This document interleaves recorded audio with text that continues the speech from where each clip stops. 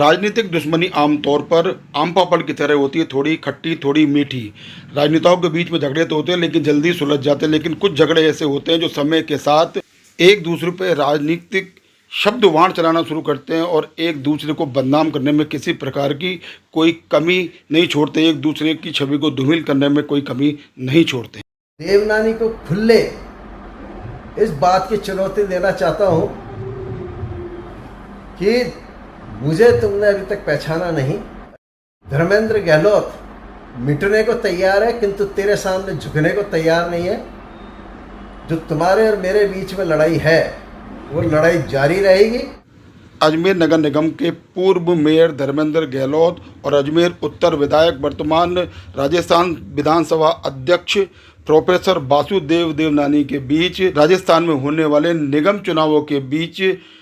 आपसी घमासान फिर शुरू हो गया। साथ ही गहलोत के अनुसार देवनानी ने उनके साथ जो राजनीतिक खेल खेला है वो सारी की सारी जानकारी आपको हम गहलोत की जवानी ही दिलवाते हैं। देखिए ये वीडियो। नागौर परिषद का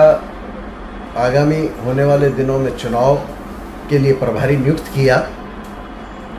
चुनाव प्रबंधन के लिए, किंतु मैं उक्त उत्तरदायित्व को नहीं निभा पाऊंगा। इसके पीछे कारण यह है कि स्वायत्त शासन विभाग द्वारा इसी 18 तारीख को 2 प्रकरण में मेरे को एक तो 17A की परमिशन दी गई और एक में नोटिस मांगकर मेरे को जवाब मांगा गया है। इसलिए दोनों ही पत्र स्वायत्त शासन विभाग द्वारा जो जारी किए गए हैं वो मुझे आरोपित करते हुए हैं और ये निश्चित रूप से अजमेर की जनता और अन्य लोग भी जानते हैं कि एक शिकायत तो कोई 2021 की है जब मैं महापौर भी नहीं था, उसके समय की हुई है, और एक प्रकरण महापौर के समय का है जो 6-6, 7-7 साल पुराने हैं। इन प्रकरणों में चुनाव के दौरान आप सबको विदित है कि मेरी माननीय वासुदेव देवनानी से राजनीतिक मतभेद, वैचारिक मतभेद हो रखे हैं। इसके तहत इनकी जो अभी वर्तमान में नीति चल रही है कि जो उनके खिलाफ हो उसको झुका दे, उसको समाप्त कर दे। इसी के तहत माननीय ने अपने प्रभाव का इस्तेमाल करते हुए चुनाव के समय में मुझे दबाव में लेने के लिए इस प्रकार के पत्र स्वायत्त शासन विभाग से जारी करवाए हैं। तो चूंकि ये स्वायत्त शासन विभाग नगर निगम से संबंधित, निकाय से संबंधित पत्र हैं, इसलिए ये मेरी नैतिक जिम्मेवारी बनती है कि मैं जब तक ये निस्तारित नहीं हो जाए तब तक मैं किसी भी सूरत में, क्योंकि अभी चुनाव के दौरान में अगर किसी को पता पड़ता है और कोई प्रसारित करता है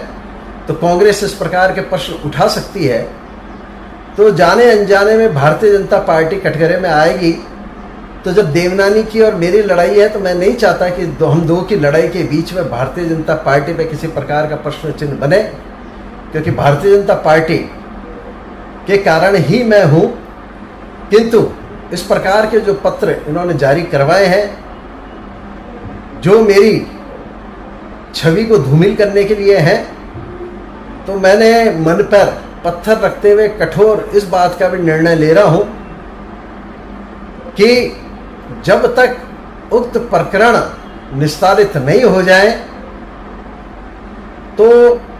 मैं नैतिक जिम्मेवारी लेते हुए भारतीय जनता पार्टी की प्राथमिक सदस्यता से इस्तीफा भी देता हूं और साथ ही